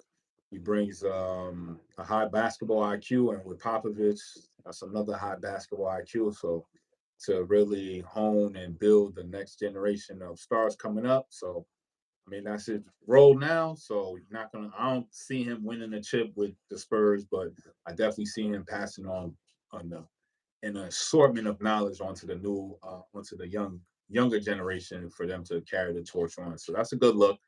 And with Popovich, it's like, bro, you could learn something too. Even at Chris Paul's age, they both could learn from each other and shit. So that's a great look, son. I like that pick for him. Hmm. I agree with you. I mean, they have a young point guard on San Antonio. He's a guy from another country, but it's still development that needs to be had. And you have a bridge point guard of Chris Paul, again, echoing what you said, that has a sort of knowledge, pedigree, in the NBA, really great point guard throughout the years. So there's a lot of things that he could, just by being around him, that he'll pick up on, little nuances that he can learn to make him or add to his game to make San Antonio a future, contender. I think this totally sets up Wimbyana to really put up ridiculous numbers next year, because Wimby did the damn thing his rookie year, and if you watch those games, his teammates didn't like passing him the ball. They didn't like getting him the ball. So he had a very high percentage in shooting. Everything that he did, Wimby plays amazing defense. He's going to get blocks. He makes it difficult for guys, and he's a bucket. He's a certified bucket. But they was intentionally not passing him the ball. He'll be wide open, and they would intentionally be like, yeah, nah, looking right off, be like, nah, and go take the shot. So I think this totally helps Wimby become a better player. I thought they was going to try to get Trey Young. I thought Trey Young would have been a better pairing because of his youth. He's been through the playoffs, and I think that could have been a really good dynamic duo.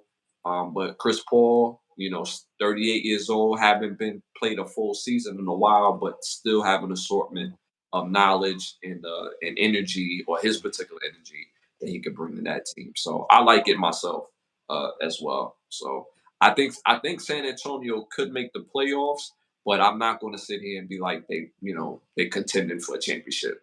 I'm not saying that at all. So, and this is going to be interesting because free agency has just started. So I don't, they have a lot of cap space, but dare I say, if they sign Paul George or Clay Thompson, then they can't make a deep playoff run.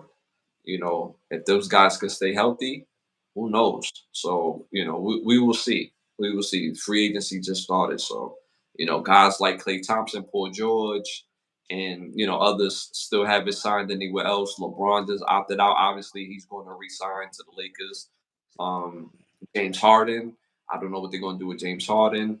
Russell Westbrook's did sign off his option with the Clippers, but the Clippers have the option to trade him as well. So it's going to be an interesting season. So we'll see. All right, moving on to our next segment. This segment is brought to you by Bravo Section. Make sure you go to bigbravosection.com.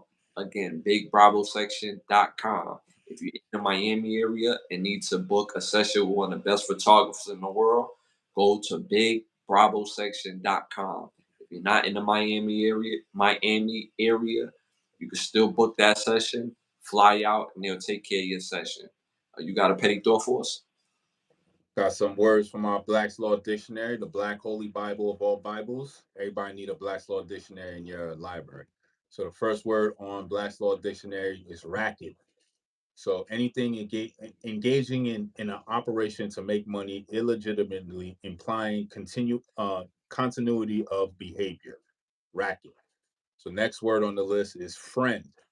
One, favorably disposed, varying in degree from greatest intimacy to acquaintance, more or less casual.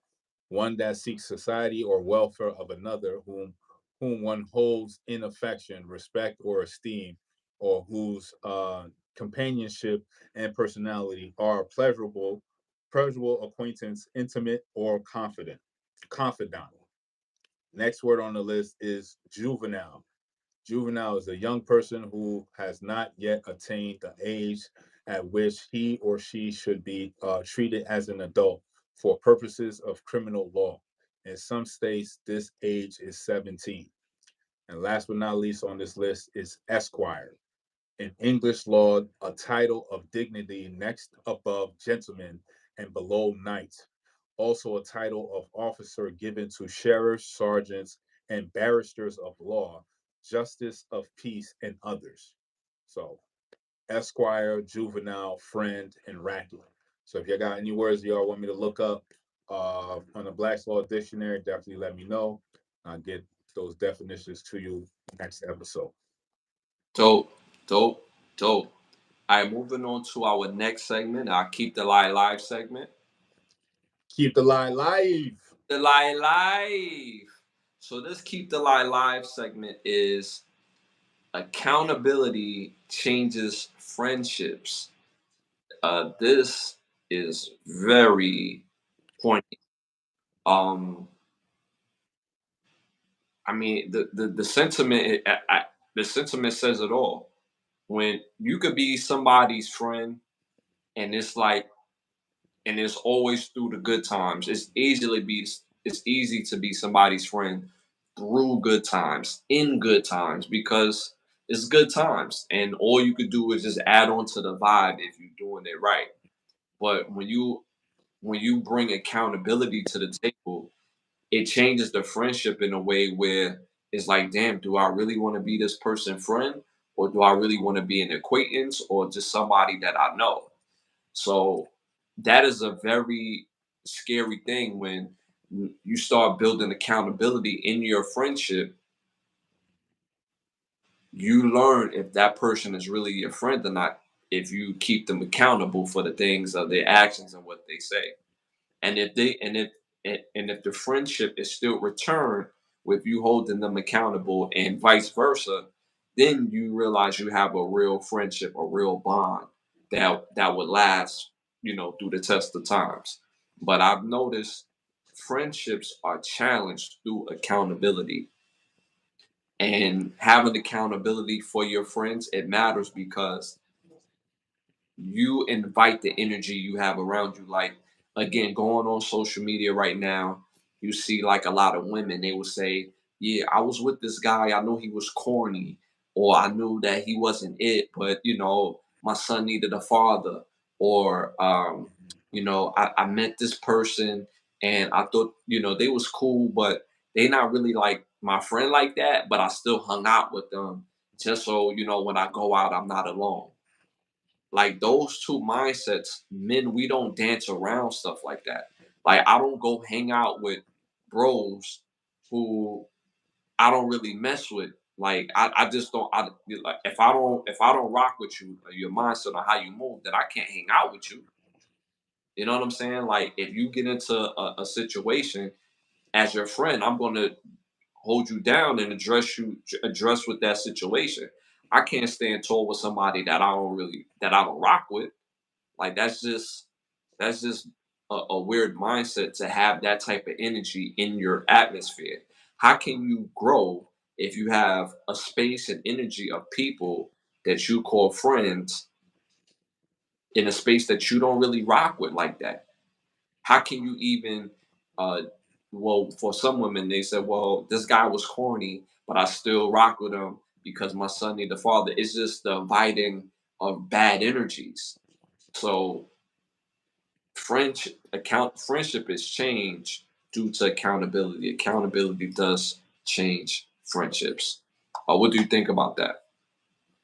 I mean, we already know that men always hold men accountable. So this ain't for us. You know what I'm saying? We know this is something that women are have found every which way to not be accountable. You know what I'm saying? It's to the point of the amount of creative ways they come up with to not be accountable. It's just mind boggling. You know what I'm saying? Mhm. So the accountability aspect, that's more so a female thing because we as men, we accountable from day one for all our actions. So we already know how to be accountable. And when a man is not accountable and trying to not take accountability, guess what? Life gonna smack him in the face and make him accept accountability, even when he don't want to. For somehow, some reason, it escapes and whisks past women. So that's why they can always never be held accountable or never even look to have accountability because it was never something that they had to deal with. You know what I'm saying? So, but now you're gonna have to deal with it because y'all want equality and this is what y'all fought for. So have that accountability for your ass. You know what I'm saying? Especially when it deals with money, because it's saying in chat never mix money and friendships. Friends is nothing wrong with mixing money with friends, right? The problem is when somebody say, "Well, I had a fallout over money." It wasn't over money. It was over the lack of respect. If you're my friend and I borrow money from you, I don't respect you enough to give you the money back. I could go on trips. I could buy a new outfit, but I can't give you your money back. It's the lack of respect. It's not necessarily the money. It's the respect value. If I borrow money from a friend, best believe I don't feel right in myself until I pay them back. So that means I'm not going shopping. I'm not going on no dates. I'm not doing anything that I really want to do. I'm gonna make sure my friend get his money back. Just so he know that I respect him. Because I attach that with respect. But when you have that accountability with some of your friends and they don't return the favor, then that shows the lack of respect. So it's not necessarily don't mix money and friendship. It's the respect that's attached to it. It's the respect that's attached to that accountability, being accountable for your stuff. And you realize that's how each friend moves. Because if you down and out and a friend look out for you, how do you not, regardless if they need it or not, how do you not put that back in their pocket? They're your friend, right? So if you don't return that money or don't pay your debt, then you really not their friend for real because you're showing the level that you to take advantage. Because again, if I'm somebody's friend, I can't take advantage. Yo, here's your bread, bro. Make sure you get right. Accountability changes friendships. So, y'all, that's been the episode, y'all. Yo, that's episode 69, bro. 69. So that means our next episode is what? Big 7-0, baby. Big 7-0, y'all. Let's get a nice little clap for that. You know what I'm saying? The big 7-0. The big 7-0, which is completely dope. Another clap, you know what I'm saying? That big 7-0, episode 70. Episode 70 is going to be popping as usual. Um, I honestly, bro, I never thought we would have got to. I wouldn't say I never thought we would have got to episode 70. I just can't believe the number. It's like a reality, like episode 70. You know what I'm saying? So, when we started the show, you know, me personally, I don't know how far it will go, but I said, yo, we take this journey. I'm glad I'm taking this journey with you, my brother, and to see the reality, 70 episodes. So we 30 episodes from 100, right? So when people get to 100 episodes, it's basically the show is immortalized. in what they call that when the show gets 100 episodes, it's syndicated. syndicated. You know what I'm saying? So the 100 for a show, for any show, is like a big number, and we at 70. So you know what I'm saying? I'm really happy about that. I'm really excited about that. Can't wait to the next episode, episode 70. Who knows what I'll do for the 70th episode? We'll come up with some fun stuff for the 70th episode. So y'all, I want to thank y'all for tapping in. I want to thank the sponsors of the show, Bravo section, Button Snaps, OUV Records. If you're interested in becoming one of the sponsors of the show, you can hit me up at Instagram at Ashley Lovechild, or you can hit my brother on his Instagram at Bravo section _ So if you're interested in becoming one of the sponsors of the show, you can hit me up or him up. Uh, Make sure you tap in every Sunday and Thursday at 10:30 to Ken and Brothers Get a Rap podcast. Also to the Overstand podcast. So I understand where you can overstand every Monday at 9:30. It's been an amazing journey so far. It's been great, but it's only going to get bigger and better, and the best is still yet to come. Pause. Anything you want to plug in? Pause. Tell people to check out anything you got going on top of what we spoke about. Just tap into Thursday, buddy. You know what I'm saying? Just come in, tap in, fuck with us again on Thursday. You heard? Tell them the time again. Tell them that. Don't tell them to come in on. Tell them the time again. Y'all should already know the time. If y'all don't know, it's 10:30. You know what I'm saying? Put that on your calendar. Matter of fact, put down your alarm. Get ready for Thursday show coming up. You know what I'm saying? It's gonna be a wild one again. And we're approaching July. July is basically tomorrow, which is beautiful because it's my birthday month. My birthday is July 18th. Looking forward to my birthday. I'm gonna be the big. I can't believe I'm saying this for the first time. I shouldn't even be telling y'all my real age, but I really don't care because I'm very proud of my age. Very proud. I'm gonna be the big 4-0 for this birthday. So I'm really excited. 40 years. I know if my mother was still alive, she would be like, yo, you getting old, Pop. I know that would be her exact words. And my pops would have been looking at me. My pops also passed. He would have been looking at me like, yeah, nigga, you getting older. I'm getting better. Like, you don't sit your rolling. You don't sit down rolling. You know what I'm saying? So shout out to my parents. So it's my big birthday month. So just looking forward to celebrating. So we'll see y'all next time. It's been a blast as always, and it's always love. We out of here. Out of here.